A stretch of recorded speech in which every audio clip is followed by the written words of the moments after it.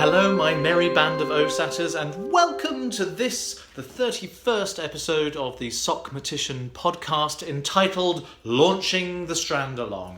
My name is Nathan Taylor, also known as Sockmatician on Ravelry, Instagram, Twitter, and here on YouTube, and also on Periscope.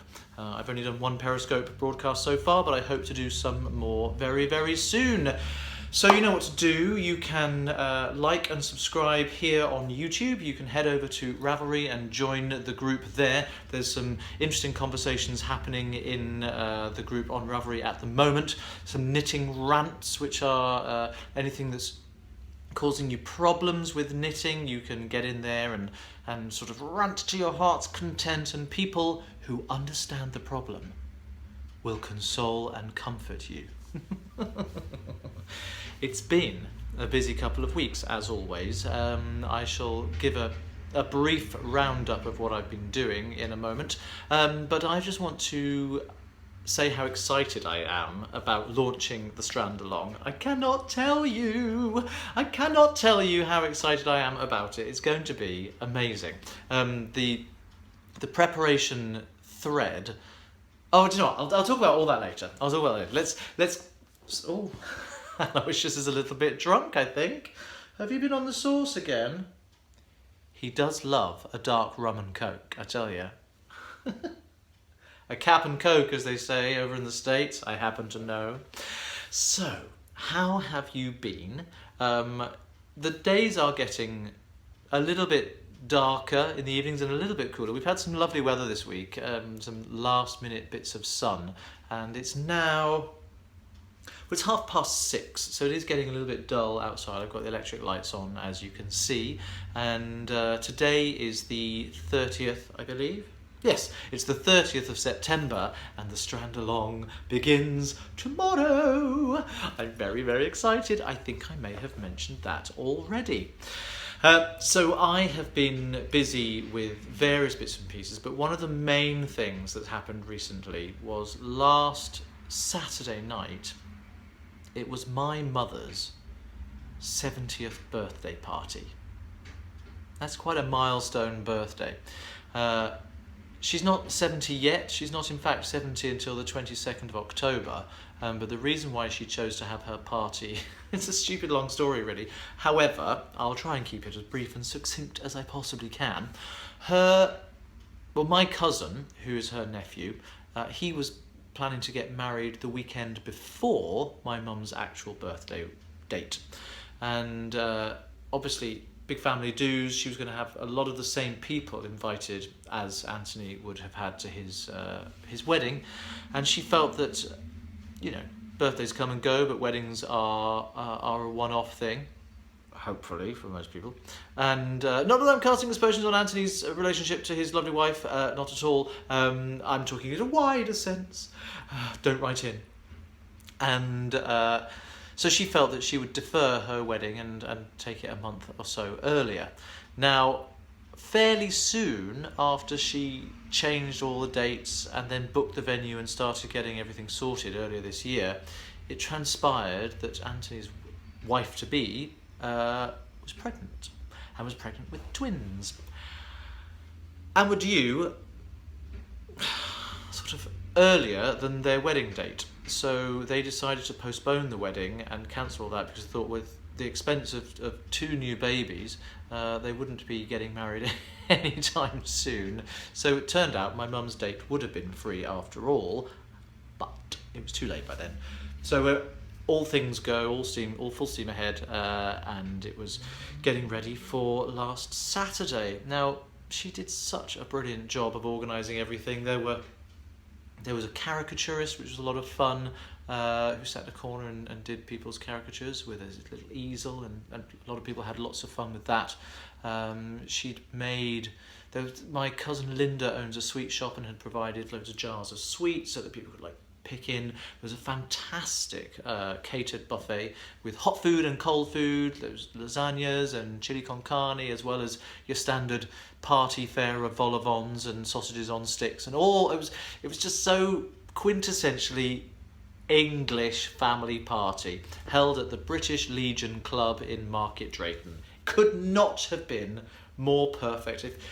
I think a lot of Americans, particularly some of my American friends who are a bit of Anglophiles, they would have thought they'd died and gone to heaven and felt like they were in an episode of Downton Abbey when they do the Fate on the Lawn. It's that kind of thing. I loved it. My mum had even gone to because the amenities at the British Legion Club, not necessarily the most swanky in the world, and the toilet facilities are quite basic, and my mum had put together a little basket of necessities for the ladies' toilets, with little smellies and soaps and other things that ladies use that boys don't like to talk about, and everything there, ladies to varying ages, shall we say, had all been placed in this little basket with some perfumes, and it was very sweet, very lovely. And we had about 100 people there, more I think. There were cousins I've not seen for many, many years. It was just lovely. Family get-togethers are always a lot of fun. They can be quite stressful, but when it's that kind of thing, it was just really nice to get that many people. I have a massive family. My mum's one of 7 children, 4 of whom are still alive, and my dad's one of 8 on the other side. This was my mum's side of the family, of course, and my dad and my stepmother were there. That's not the point of what I was saying. My dad and my mother have been separated and divorced since I was 10 years old, so it's not as if it's a merging of the families, although they're very close friends, and I know you're watching. Hello, Daddy. My dad and Liz were there at the party. It was just lovely to have so many people there who have been a great big part of my life, and certainly a big part of my mum's life since longer than I've been alive. It was very, very nice indeed. My sister and I had planned, my mum wanted us to do some singing. My sister has never been a professional singer but has a lovely voice, and she and I had decided that we would sing a few songs to entertain the troops. So we'd been liaising with DJ Snoopy, Dave, who was the guy who provided the sound system and the DJ for the evening. And now Sam and I live in very different parts of the country. There's about 3 hours to drive between us, and I knew I wasn't going to get to see her until the day of the party. So it wasn't as if we could rehearse anything, but we decided that we would sing a song each, and then we'd sing one together. And that would keep down the rehearsal time, and we'd just kind of busk it and bluff it on the night. And I have to say, I really felt the pressure. Now, I don't know if this is just pressure that I'm putting on my own shoulders. I suspect it possibly is, but I really felt that because I'm the one in the family that does this for a living, there's an expectation that I have to be brilliant. And I put that pressure on myself. I'm very aware of that.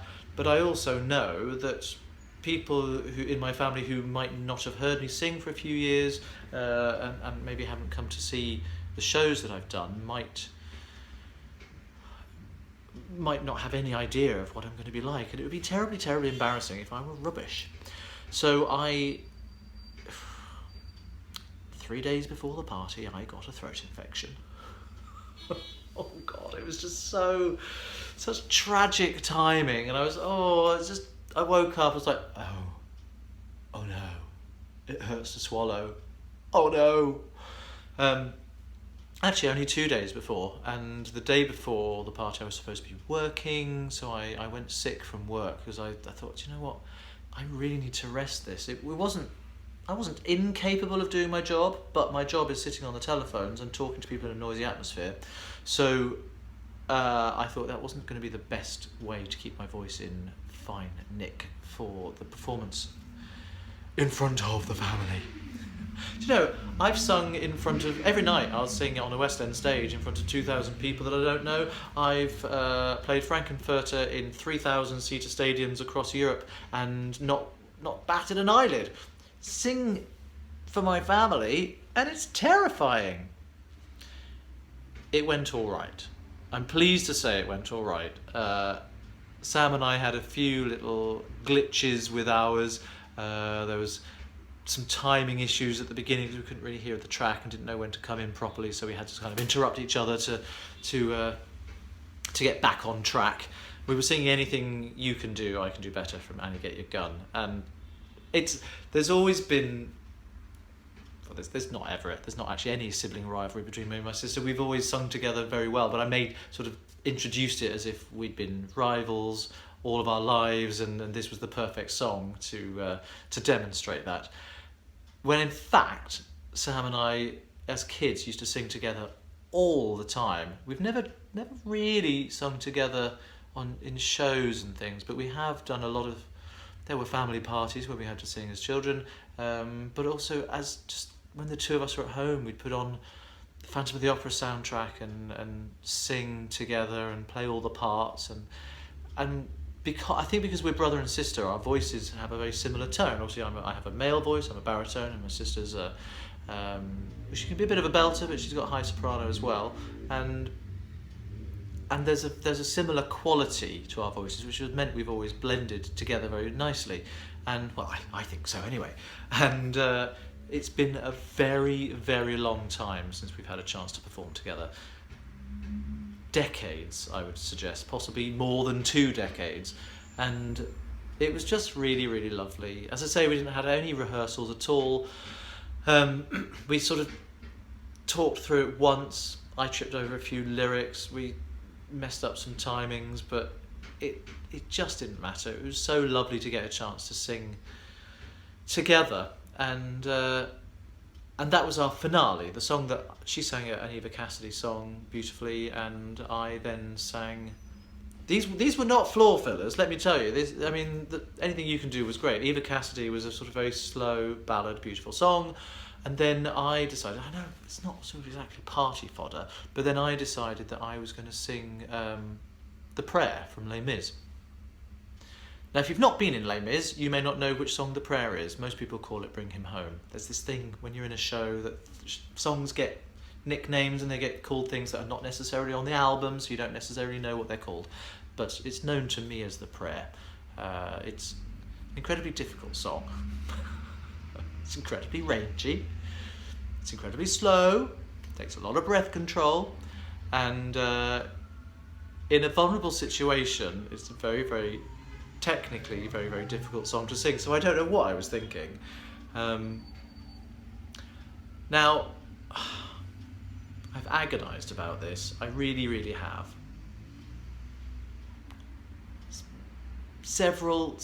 Many people over the year I've been doing this podcast have said to me, would I share some of my singing on the podcast? And thus far I've resisted. I've always felt that my performing life and my knitting world are 2 very different aspects of me. There's no reason why they shouldn't cross over, they just don't. And I know I talk about the things that I do on this podcast, so there is a little bit of crossover there. But it's a vulnerable thing.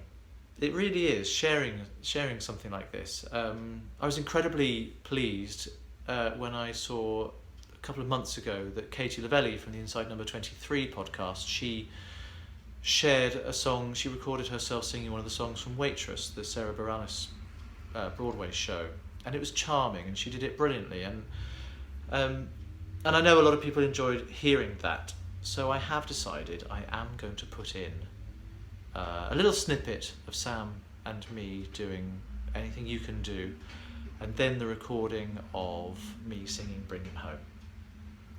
So first up, here's me and Sam. Anything you can do, I can do later. Sooner or later, I'm greater. No, you're not. Yes, I am. No, you're not. Yes, I am. No, you're not. Yes, I am. Yes, I am. I can shoot a partridge with a single cartridge. I can hit a sparrow with a bow and arrow. I can live on bread and cheese. I know you on that. You bet. So can a rat. And the notes you can sing, I can sing higher. I can sing any note higher than you. No, you can't. Yes, I can. No, you can't. Yes, I can. No, you can't. Yes, I can. No, you can't. Yes, I can.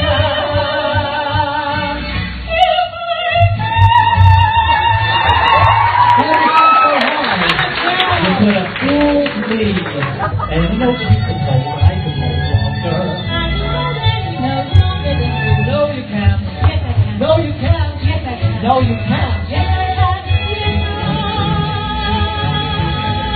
Well, now you're just showing off.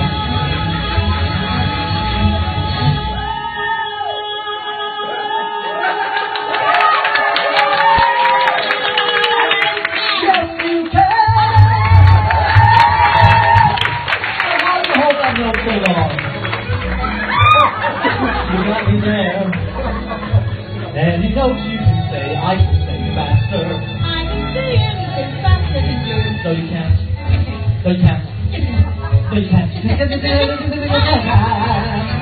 I can jump a hurdle. I can murder. Oh, I can do a sweater. I can say better. I can do most anything. Can you make a pie? No. Neither can I. Anything you can sing, I can do sweeter. I can see anything sweeter than you.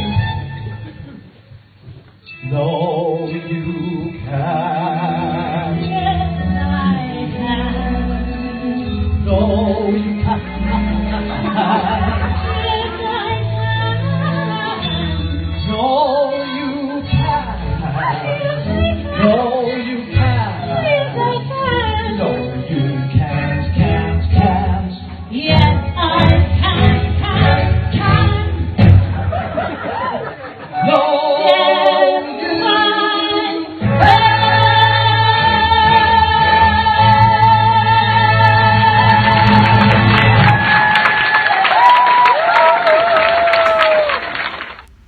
We had a lot of fun doing that. We really, really did. Now, I am very nervous about this, so please be generous of spirit. If you have any comments that are unpleasant, I'd rather you kept them to yourself. I'm doing this because I'm quite pleased with it, actually. It did all right. It's a terrible piece of footage, but you get the idea. And here's me singing the prayer from Les Mis. Hear my prayer in my need. You have always been there. He is young. He's afraid.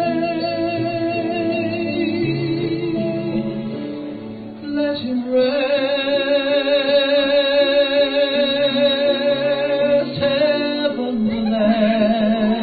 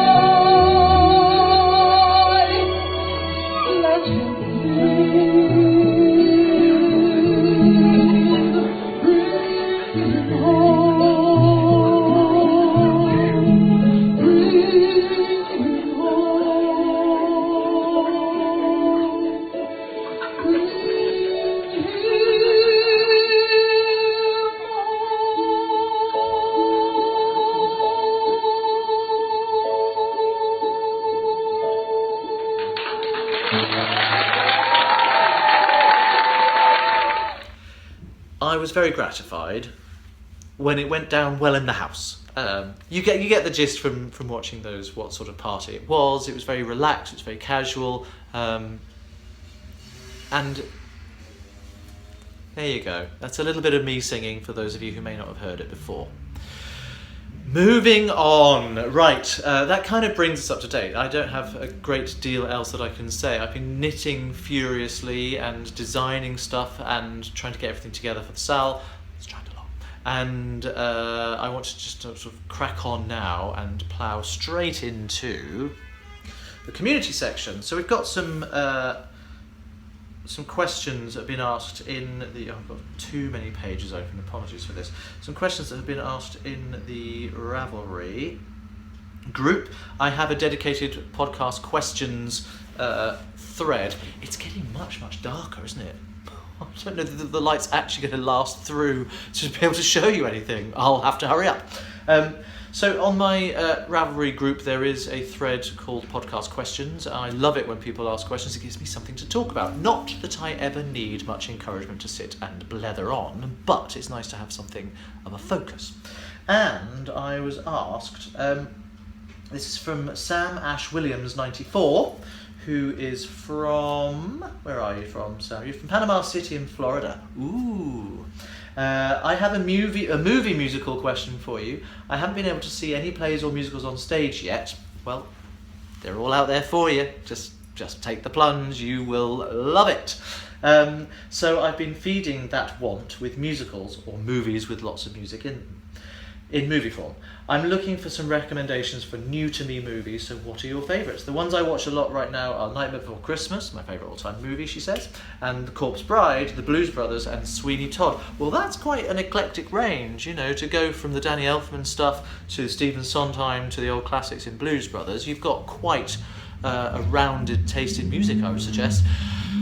It's a very easy question for me to answer this. If you'd said to me, what's my favourite musical, I'd be hard pushed. My favourite movie musical, without doubt, is Little Shop of Horrors. I cannot get enough of this film. When I was a kid, I had it on video and I watched it over and over and over and over again, and I just love it. I've sung songs from it all my life. I've sung Grow For Me, Seymour's song, and I've sung Suddenly Seymour with various people. I've even sung Suddenly Seymour with YouTube sensation Miranda Sings. We sang that in cabaret together, and the funny thing about that was I was completely naked on stage. I was in a show called Naked Boys Singing, and we, the cast of Naked Boys Singing, did a cabaret with Miranda, of Miranda Sings fame. If you don't know who Miranda Sings is, look her up on YouTube. She's absolutely hilarious, and her thing is that she sings out of tune. Without wanting to give any spoilers away, she's actually an actress called Colleen Ballinger, who is a brilliant singer. She's also a comic genius, which is why Miranda Sings is such a fun construct. So anyway, the deal was that I had to be completely naked on stage, and she had to, she didn't like this. The character she plays is very puritanical and prudish, and so every time I was on stage with her, I would have to sort of cover my modesty with anything to hand. And she was, of course, singing very, very badly, and I was trying to sing as well as I could. When we were harmonising at the end, I was desperately trying to hold on to my notes while her harmonies were all over the place. It's very, very funny. So I would say most definitely Little Shop of Horrors. It's a great, great score. It's so much fun. Alan Menken and Howard Ashman wrote an absolute corker, and the film is brilliant.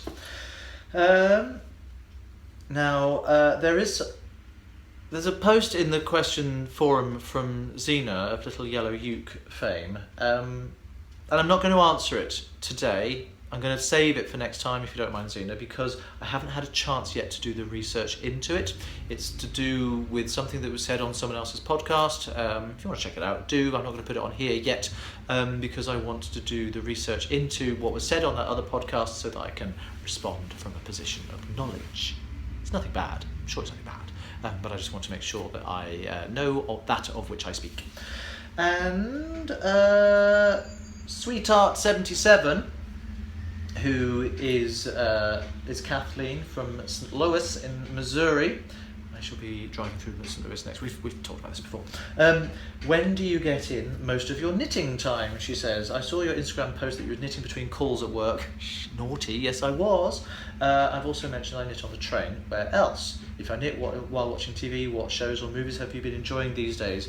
Her favourite knitting time is when listening to books on tapes or watching podcasts. There's nothing very stimulating on telly. Well, Kathleen, I knit all the time. I sit on a sofa which is over there most of the time, and I knit in the evenings while Ben and I watch television together. We don't tend to watch a lot of television as it happens. We tend to watch most of our stuff on catch-up. And so things like Strictly Come Dancing, which for you guys in America is Dancing with the Stars, and The X Factor, all the trash stuff, and the Great British Bake Off. Those are things we'll kind of watch on catch-up, but we also have Netflix, and we're working our way through the Gilmore Girls at the moment. I know, couple of old homos. Gay. We're watching the Gilmore Girls, which is charming and delightful, and that's when I get a lot of when we settle down for the evening, I have a couple of hours just being together, watching telly, and we've got this thing going on when we watch the Gilmore Girls. When we're partway through season 2, when the credits are going at the beginning, there's this montage of different shots, and we're trying to say before the shot comes up on screen what the next shot is, and we're trying to work our way through the whole credits. Things like mug, boa, hug, kiss, grumpy look. It's very, very stupid. And that's how we amuse ourselves. And that's where I do get my knitting time. I don't knit on the train very much anymore. I'm trying to read more on the train. I haven't actually got a book on the go at the moment. I sort of do. Catch-22, Joseph Heller, still trying to read that. I must go back to it. I've sort of left it for a bit. I got a bit bored. I know it's a classic. I find it quite hard work because it's all very... Somebody once said, most books are written, this one feels like it's been shouted onto the page. And that's really, really true. It's sort of overwhelmingly bombastic at times. So I will go back to that. So I do knit on the train less often than I used to. I'm not really allowed to knit at work. Certainly not when I'm in the box office itself. When I'm up in the phone room, I can. So there we are. That's my questions. The other thing I was going to say is, I sort of lost my thread there. Anyway, so that's that. I have got. Many people will know that I have recently put out a review on my YouTube channel of the Blacker yarns, new yarns, the Cornish tin and the St Kilda. I'm going to talk more about that later. I'm not going to go into review style stuff because I spent 45 minutes blabbering on about that on my last video. So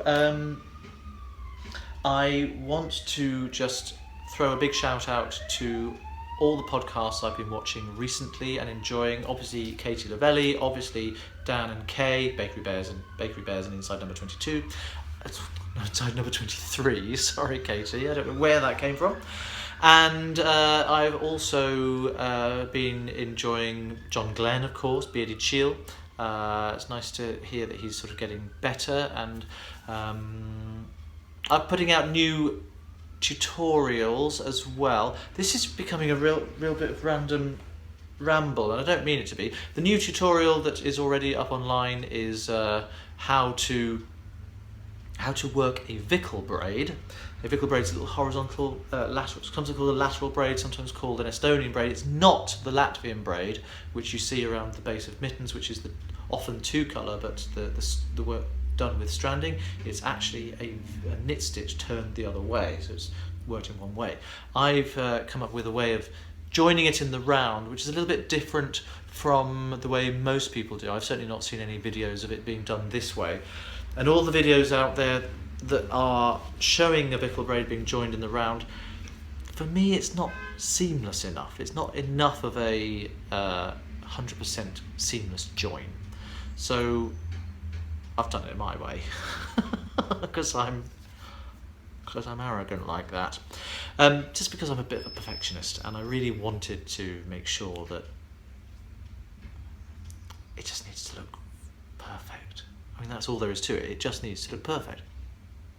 It has to be right. It has to be right. In the words of the man who introduced Leslie Uggams for that fantastic June is Busting Out All Over. If you don't know what I'm talking about, search on YouTube for Leslie Uggams, June is Busting Out All Over. She gets all the words wrong. Horrifying situation. Poor, poor lady. And the video is out, available now. And there might be a reason why I've decided to put that video out now. So let's move on into talking about the Strandalong proper. I am so excited about this. My plan is to launch it properly tomorrow, which is going to be the 1st of October. I haven't done this yet, but the Paganino Cowl pattern, this is the Paganino Cowl, look how coordinated I am today. The Paganino Cowl pattern is ready to go. I've just got to edit some photographs, and I will be uploading that and putting it on Ravelry this very evening. As soon as I finish recording this, that's my next job, even before I edit this. So by the time you watch this, it's probably going to be at least the 1st or the 2nd of October anyway, but by the time my dreadful broadband speeds allowed me to upload. But this pattern will be already available by the time you're seeing this. It will certainly be available by tomorrow morning. It'll be done tonight, but in time for tomorrow morning, which is the 1st of October.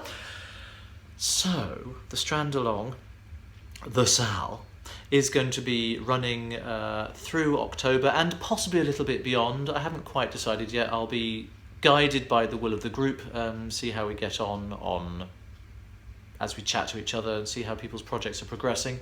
If we need a bit more time, we can have a bit more time. It's one of those things, there's no pressure, but if you do want to get things done by the end of October, brilliant. And this is the basis of the Strandalong. As many of you will know, 2016 for me is supposed to be the year of stranded work. I wanted to improve my stranded work. My stranded work is not brilliant. I'm very pleased with how this came out. And this is the cowl that we're basing the Strandalong on. However, if you don't want to knit this, you don't have to. If you just, let me go, have a look at the back. I didn't do too badly, quite pleased with that. If you do want to, feel free, and I will be offering this. It's going to be on sale for £4.50, but I'm going to be doing it for £2.50 for the next week or so. So if anybody does want to get their copy for the Strandalong, I think I'll probably make the coupon code Strandalong with no dashes or anything, just the word Strandalong. So that will be there for you with a little discount. I do love this. I was wearing it earlier and it's really, really nice. And you don't have to, but if you do, you can. If you do want to, you can. If you want to knit anything else that is stranded, so we're not doing intarsia, I'm not doing double knitting, it's only stranded stuff, so Fair Isle, bohus, other forms of stranded work, as long as it's 2 colours being worked at a time within the same row. That's all. So I'm not doing this for mosaic knitting or slip stitch knitting either, it's for stranded work only. No whips, I'm afraid. I'm keeping this to tomorrow being the cast on date. Please be a member of the group on Ravelry, and please, if you don't already, you can follow me on Instagram, but also subscribe in the group here, to the channel here, because I think, it's nice that we can all find each other and be part of the same community while we're working together. So I really want this to be as community spirited as possible. The prep thread, the Strandalong prep thread on my group on Ravelry has gone a little bit mad, and I love it. There's loads of people are getting excited about starting, loads of people showing the yarns they're going to use, which is great for inspiration for people. They're showing the patterns they're going to use, they're discussing what they want to do, what they want to achieve with it, and all of that is absolutely the reason I wanted to do this in the first place. I love it. I genuinely love it when everyone gets chatting. And not just through me either. People are properly chatting amongst themselves on that group, and it's very, very busy indeed. And I cannot wait to get things going.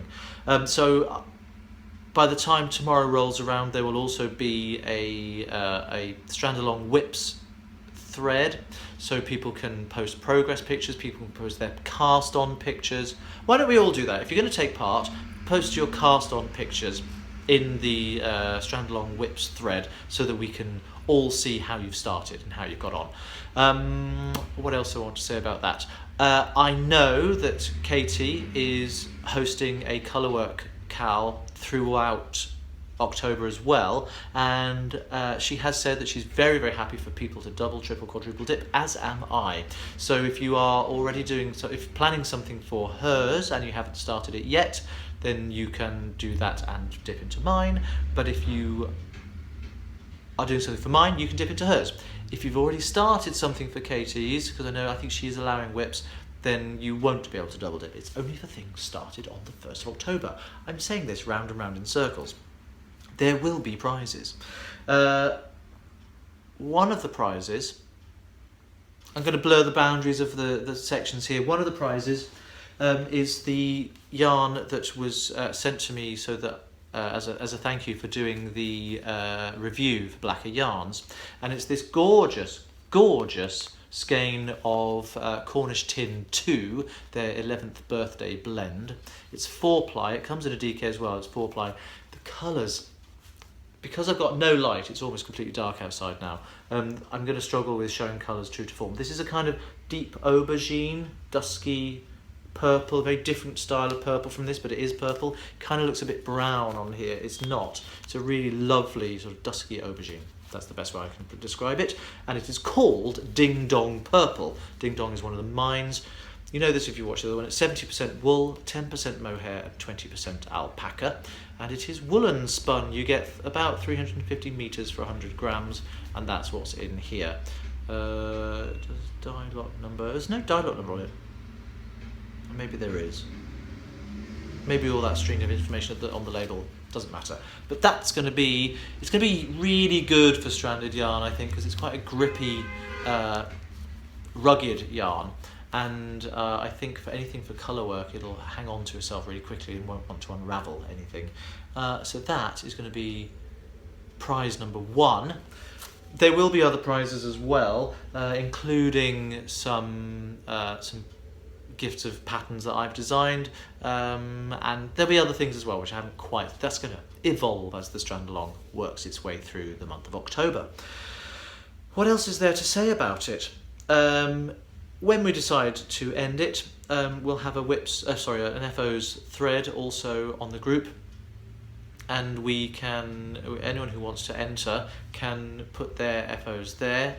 Whips won't be eligible for prizes if you haven't finished by the time we decide, and I'm not going to hold it to the end of October, probably sometime in November I should think. But it does need to be completed. When we have your completed objects thread, you can post it there, and I will draw the prizes from that. What else is there to say? I think that's probably it. I'm really, really excited. I've been working very hard on getting this done, this pattern written up and ready to go. I should point out that I'm rushing it through a bit, and it hasn't been tech edited. So it's a bit of a soft release, and if any issues do arise, please let me know. Just send me a PM, and I can sort of fix anything that comes up there. I've gone through it pretty thoroughly. I'm fairly confident it's okay. There may be 1 or 2 typos or things in there which I can catch at a later date, but I just want to get it done and ready. What I will then do at my leisure, I will then get a proper tech edit done. I'll send it off to Michelle. Michelle, if you're watching, just so you know, it's coming your way eventually. And then once I get the feedback from her with anything that she has found, then, and there's always something, then I will put out an update with all the updated releases stuff on it. So that's the plan for it. Ben and I went out today and we took a couple of photographs. Some of them are showing up here. And we took some silly photographs as well. We had a lot of fun doing it. He's my favourite photographer. It's kind of why I married him, really. And this cowl can be worn in lots of different ways. One of the ways we found that I quite liked to wear it, you can make a sort of matching hat and scarf job out of it. I have no idea what that looks like from the back. I'm sure it looks horrific. But there's all sorts of ways, and it will twist twice quite nicely around your neck.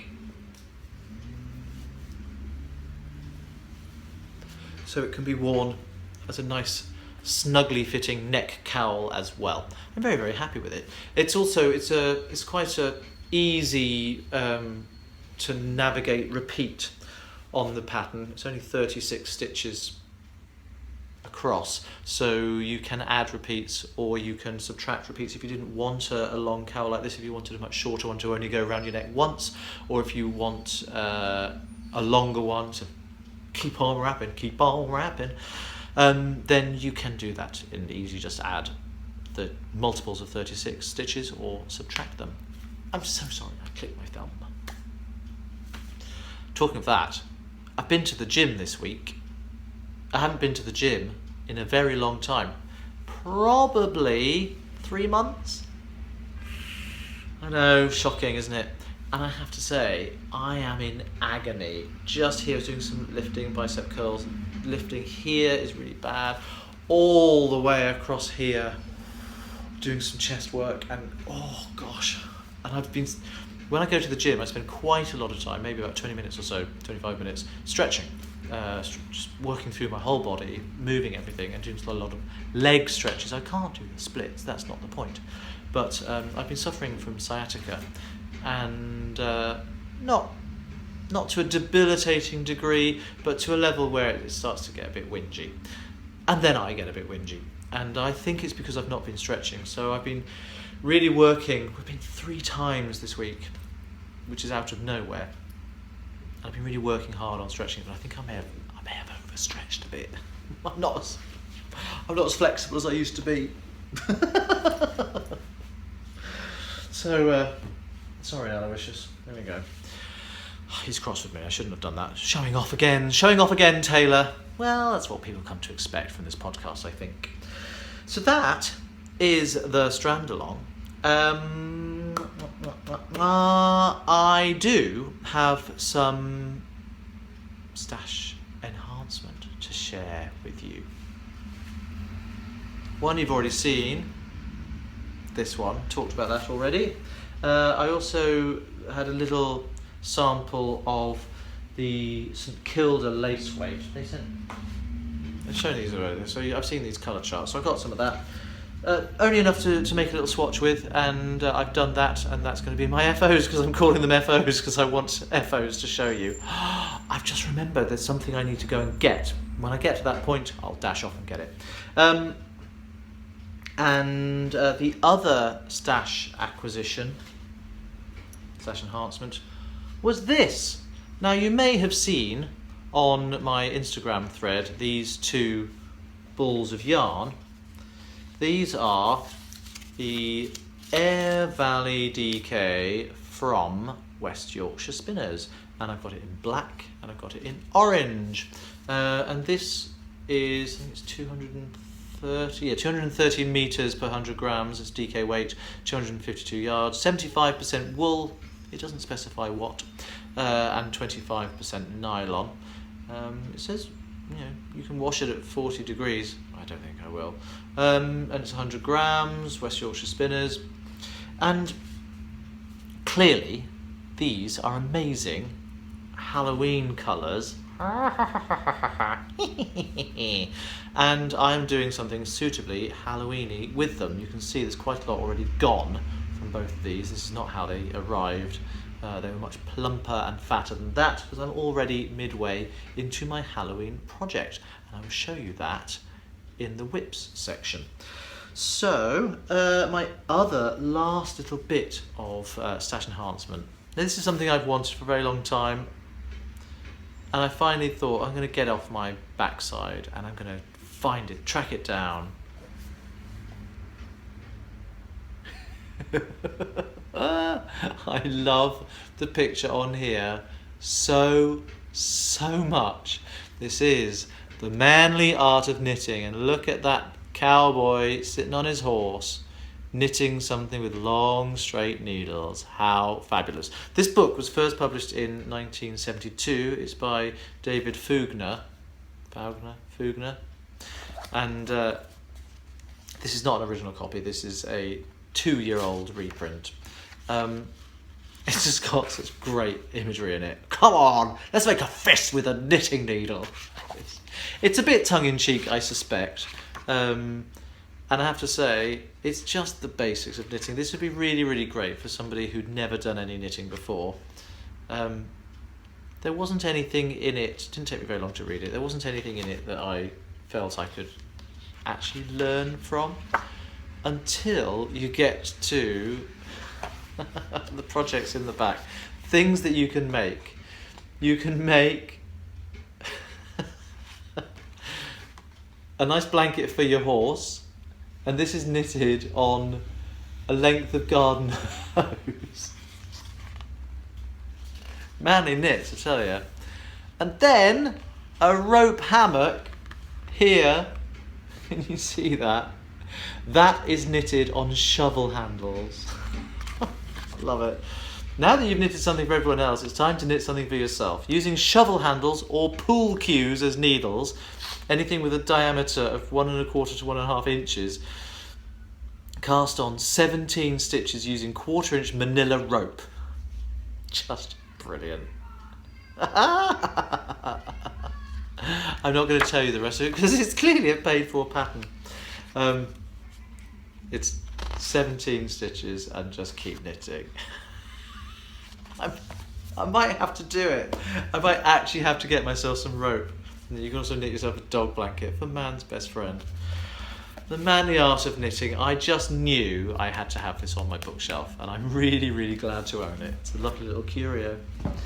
So, let's plough into whips, shall we?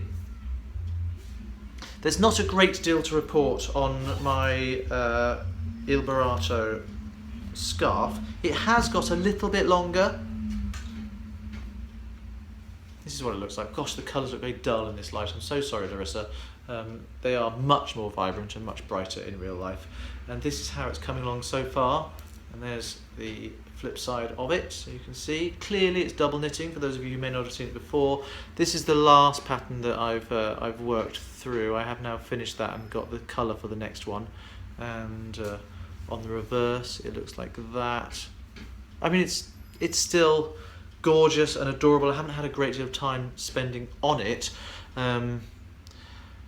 I do absolutely love it. I can't tell you how much I love working on it, because the patterns are constantly changing, obviously, so there's always something new to keep your brain occupied, but they are also there's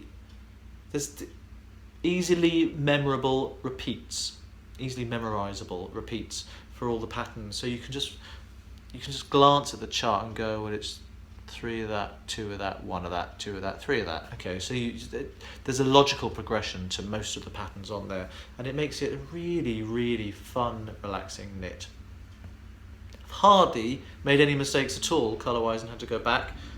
Occasionally, I make the odd mistake with a stitch being the wrong colour, but hardly at all, which to me, I'm so sorry, somebody didn't like the sound of my, let me mute that. There we go. An email came through. It was for me, not for anyone else. And yeah, thoroughly loving it. I want to have more time to spend on it because I do really enjoy. That's not something in my beard, is it? No, it is my beard. That's okay. The perils of having a beard quite this substantial, I tell you. Eating is a perilous activity. Get rid of that light. The amount of stuff I drop. Normally, if something falls off your fork, it'll either just bounce off your chin and you can do that, or it'll just fall off and just land on the plate. Just everything gets caught. Everything gets caught, and at the end of a meal, no matter how careful I've been, I've usually got this array of splashes and bits of food. Thoroughly disgusting. However, washed and conditioned every day, don't panic, it's still a lovely beard. Sometimes I now look at myself in the mirror and I forget that my chin actually stops there. This much is not actually where my chin goes down to. It's like wearing pair of long pointed stiletto shoes. Your toes don't go to the end. Blather. So that's the Il Barato scarf. Loving, loving, loving it, and can't wait to give it some more love. The other whips I have going, the hat. Now, many of you will remember the problems I had with the green colour in the hat. I ran out of yarn. Well, I was not happy about that. As you know, I had to go and buy another skein of the green yarn for another £12. Just to use about 6 grams of it. But here's the hat now. I have now completed the next triangle, the blue triangle. So I've done 4 in total. Let me try and get this. Do you know what? I'm going to go around the back. Hang on. Here we go. This is what we've got so far. It's just too big. Look at that. Look at that. That's probably the first time I've seen it stretched out like this. It's just a monster, and I absolutely love it. Gorgeous. Really, absolutely, completely and utterly gorgeous. I did have enough yarn to finish the blue, you'll be pleased to know, after the recalcitrant green. Pattern is, of course, by Tom of Holland.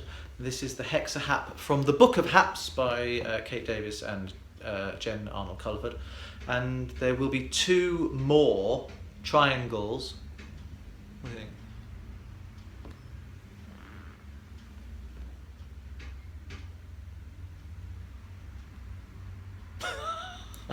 I just amuse myself. There will be 2 more triangles which will complete the hexagon and bring it all the way around here. And it's got this fantastic lacy edged border and these beautiful garter stitch tabs in the corners. It's a joy, it's an absolute joy. Panicked as I was about running out of yarn and thinking, well, what if that happens with all the others as well? I still don't know if there's a way of weighing this, because I don't know what the other balls of yarn weighed to start with, and also there's this border around, you know, it's not just the weight of the triangles, so I can weigh the whole thing, but there's no way really of assigning how much yarn went into each of the triangles individually. Panicked as I was about doing that, about running out, I've created a little spreadsheet. Now, I do like a spreadsheet.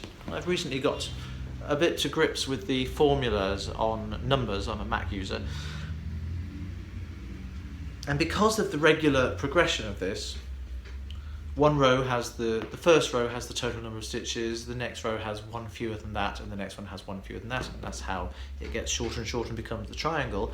It's quite easy, if you know anything about mathematician Gauss, to work out how many total stitches there should be in one triangle without having to do 1 plus 2 plus 3 plus 4 plus 5. You don't have to do that.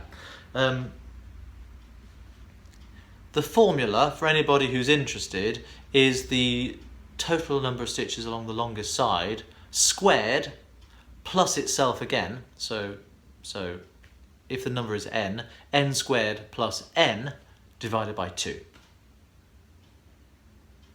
If you want to know why, look it up online. It's very, very interesting. It's fascinating. It's all about how a triangle, if you multiply the triangle, flipped it over, it becomes a square, but it's got 1 extra line on it. So yeah. N squared plus n divided by 2 gives you the total. Anyway, I'm burbling about the maths, but I am the Sockmatician after all. What I did was I worked out a little formula, and I've got this little table on my spreadsheet where I put in however many stitches of the triangle colour I have left on the needle, and at the moment, as you can see, I have 1. So it is now complete. I have 1 left.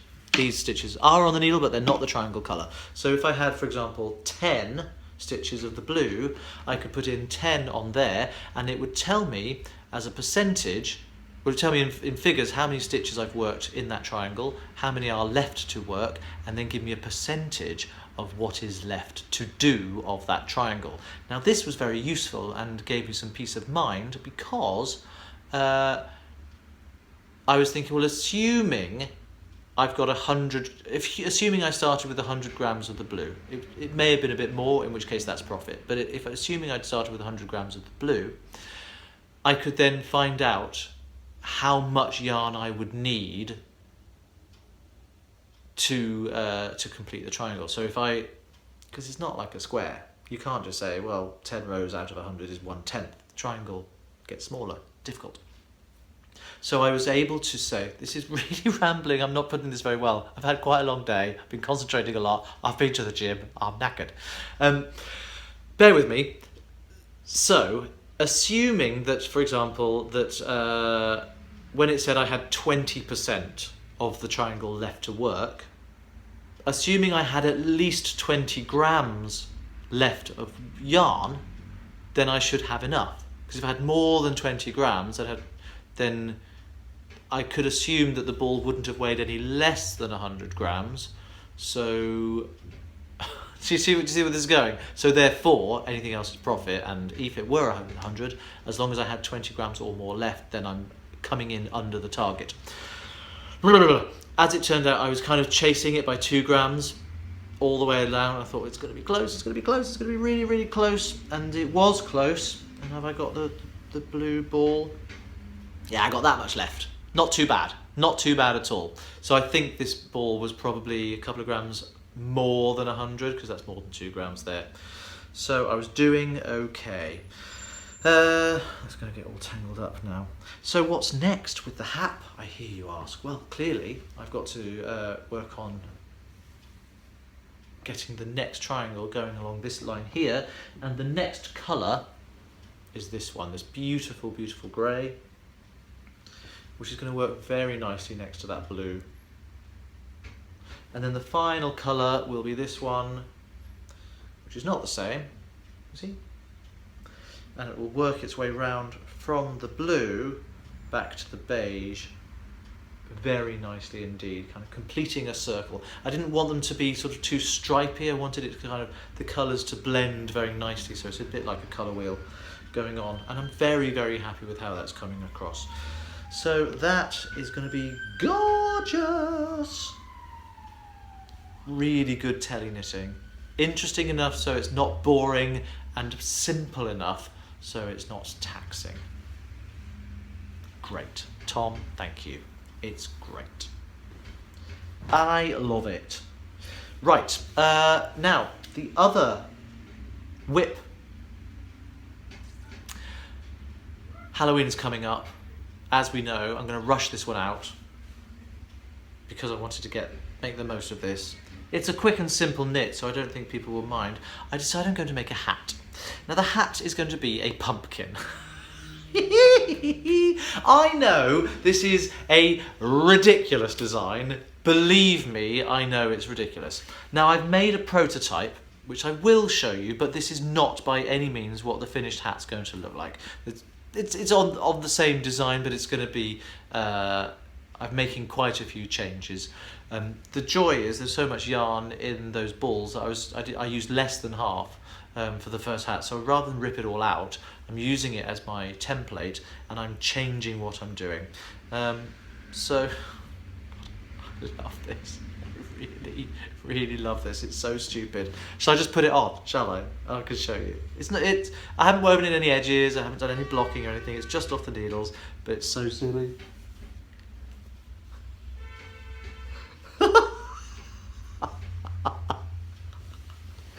There's my pumpkin head hat.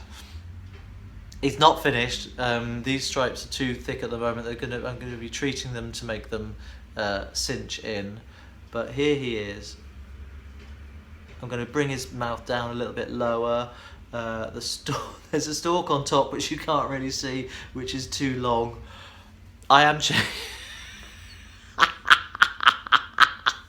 I love this hat. I look such an idiot.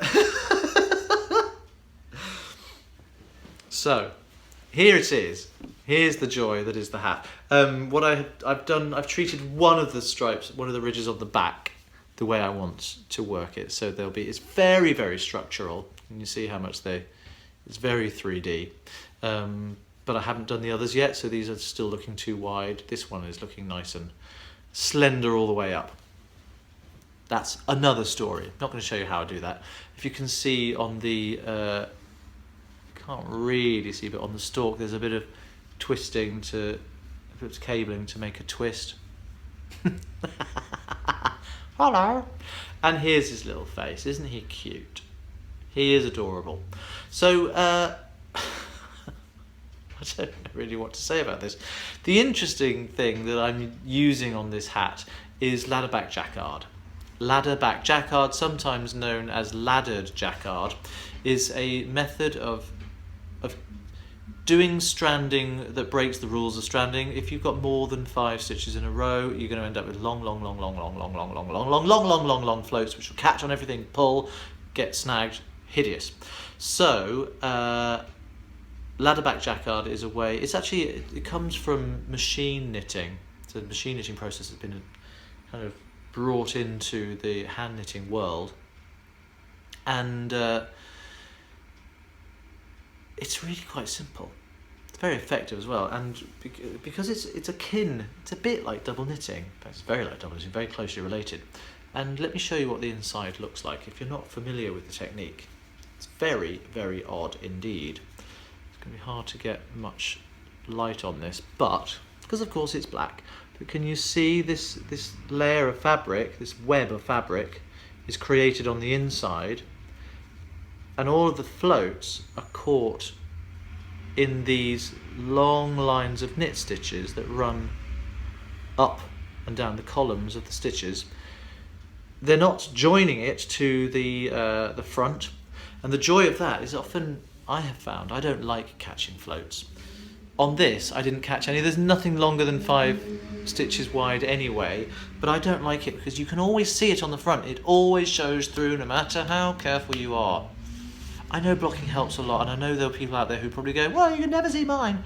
When I do it, I can always see it. That means I'm not very good at it, possibly. I'll allow that to be the truth. However, I didn't want to risk that with this hat because, you know, there's like 19... Actually, in the finished one, it's going to be 21 stitches between there and there, and I didn't want anything to show. I mean, my tension's terrible, so there's a bit of laddering going on, but there's no actual snags. And the way that's done is because they're not joined. The 2 bits of fabric are not joined, except where there's a colour change, which is on these ridges. Don't worry, there'll be a tutorial coming on how to do it, but it's a really, really interesting way of working, and it means that you can do faces like this where there's many more than let me show you the back of the face, because it's not just black, because see how that works. So the orange is the hidden colour on the back. Try and get that out of the way. The orange is the hidden colour on the back. This is the mouth, these are his eyes, and whereas elsewhere the black is the hidden colour on the back. Does that make sense? I'm burbling again. This is a proper burble-a-thon, isn't it? I'm sorry about that. So this hat will be coming your way very, very soon. I do love it.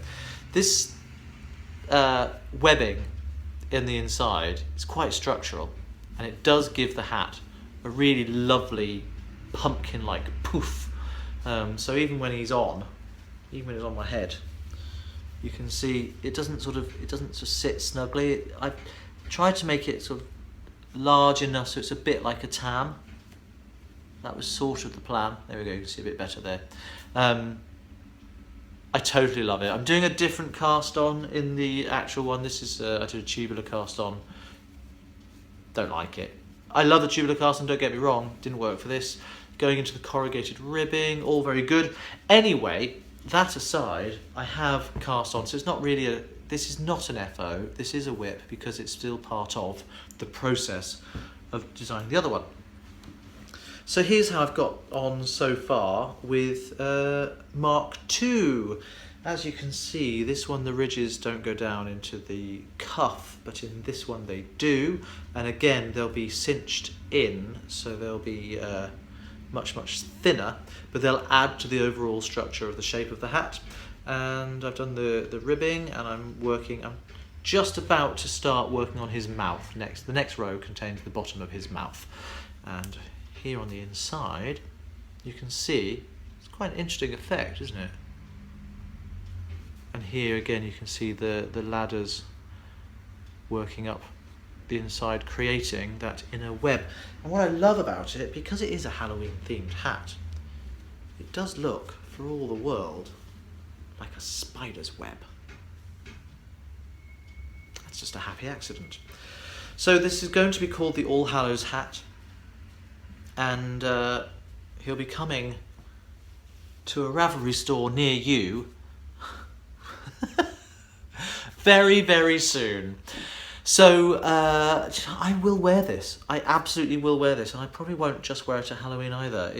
I like the shape. I like the bulginess of it. I actually like everything about it. And I don't care how stupid I look. I really, really do enjoy wearing things like this. I think it's going to be great fun. Can't wait to get the second one finished. So those are my whips. Now in terms of FOs, I still don't have any socks on the go at the moment, which feels a little bit weird. I'm deliberately not casting on any socks right now.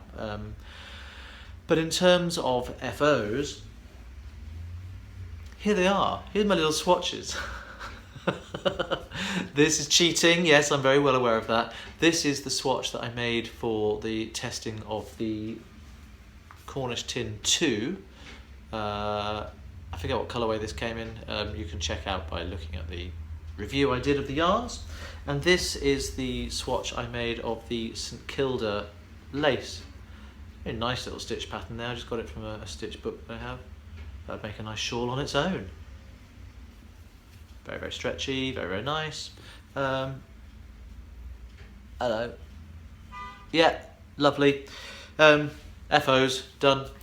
And there is one more FO that I am delighted to share with you, and I need to go and get it. It's not here in the room. I'm going to go and dash off and get it. Bear with me just one sec. My final FO of this podcast episode is this. My finished Twilight Zone jumper. It's really heavy. I am utterly in love with this jumper. I haven't really taken it off. I'm wearing it far too much. It hasn't been washed yet, and I will give it a wash and a little bit of a block. I'm going to stretch out the neck a little bit. And hopefully it'll even up some of the stitches, because my knitting with chunky yarn, who knows, not that even. But here it is.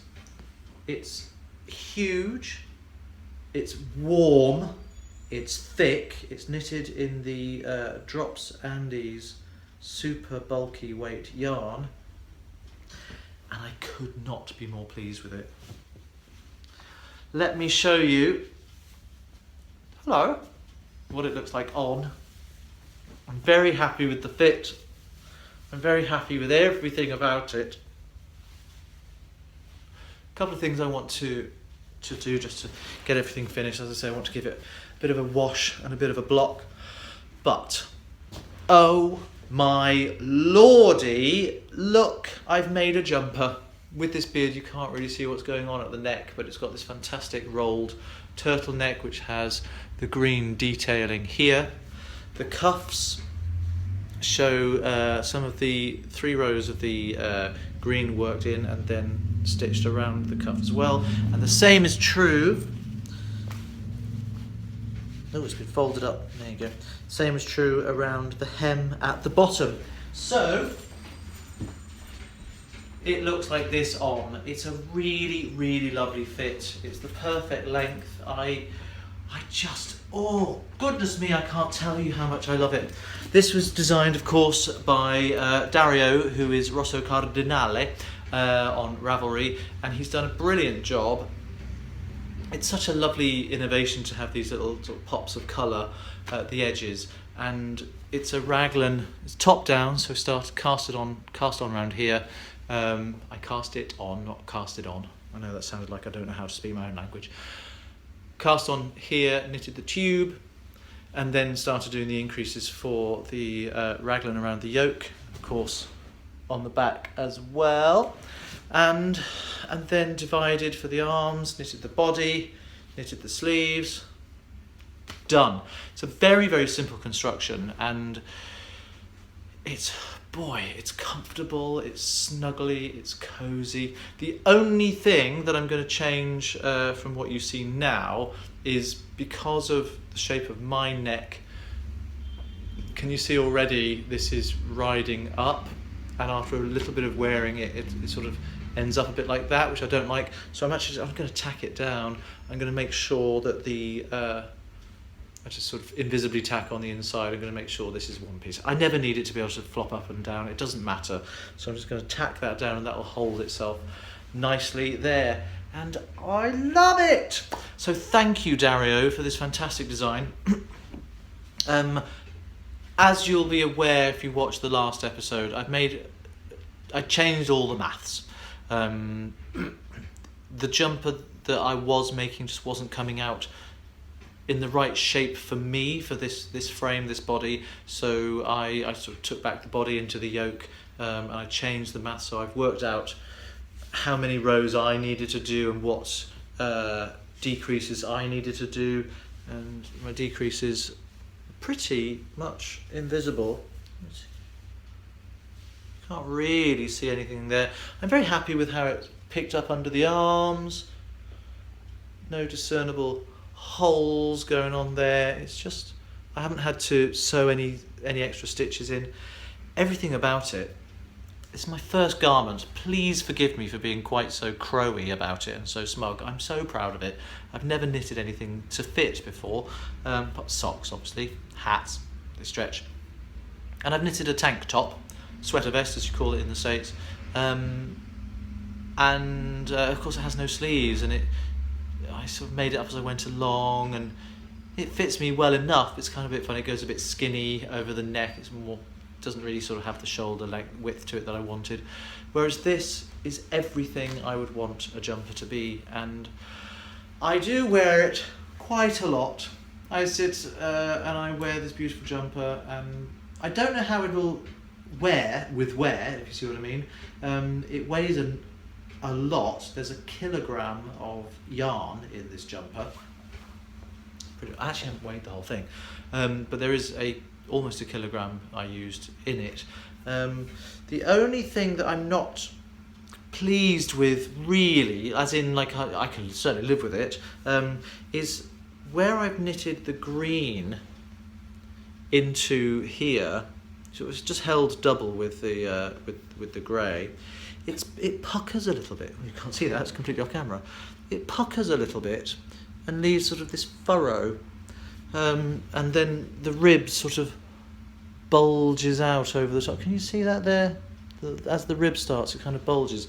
I don't really know what's caused that. I think it's something to do with the green yarn is so much thinner, like 20 times thinner than the grey, and I think if you're wrapping the grey around the needle, obviously it's got the whole thickness of itself to go over the needle. If you're wrapping the green with it, it doesn't have to go so far because it's not so thick, so there's not as much width to it, so it's only literally wrapping itself around the needle rather than having to go all the way around its own width. Does that make sense? And I think that means that it's using less of its length to travel around each stitch. So I should have loosened it off somehow, but I think I've just knitted those bits. The green has pulled itself a bit tighter at that point, and that's causing it to sort of pucker. It's not tight. It's not any. There's not a problem with that. It's just causing a little bit of a pucker. So I might try and kind of ease that out a bit when I wet it. And I'll do the same around the bottom.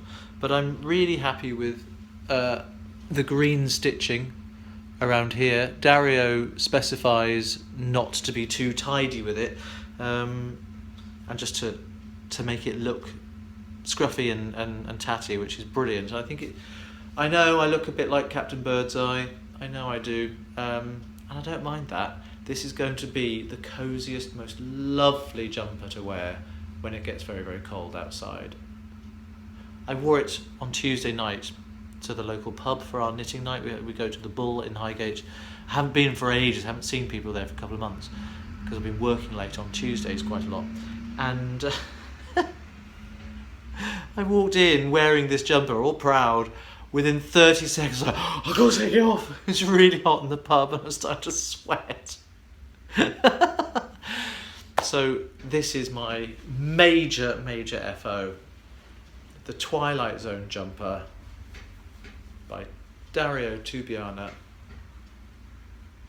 And it's a free download on Ravelry. Thank you, Dario. Thank you for that. You're off to Japan. You're going to have a lovely time in Japan. You're going to be away for a while. Take care, do lots of knitting, and have a great time. And I look forward to seeing what you come up with when you get back. I'll be in touch soon. And that, ladies and gentlemen, is pretty much it. This is a slightly shorter podcast than normal. Doesn't feel it. It feels like I've been burbling on just as long as normal. But I urge you, please, to take care of your knitting lives. I urge you to take care of yourselves. I urge you to take part in the Strandalong. If you've never done any stranded work before, don't worry about that. I think there's going to be enough resources from the people who will be only too happy to help you with any problems, any starter tips, anything like that. So if you are an expert in stranded knitting, or at least quite experienced, and I know there are some people in the group who are planning to do the Strandalong who already are pretty accomplished stranded knitters, then please make yourselves known in the whip thread and in the prep thread. And if anybody wants to ask any questions, I mean, I'll give it a go. I'm not an expert myself, and that's what this is all about. It's becoming better at something I don't do very much of. So we can all be in it together. I'm now going to get that pattern online. I'm going to edit this together, and I cannot wait to see what gets posted in that Strandalong thread. So for now, although this podcast episode is a finished object, just remember, life is a work in progress. Just take it one stitch at a time.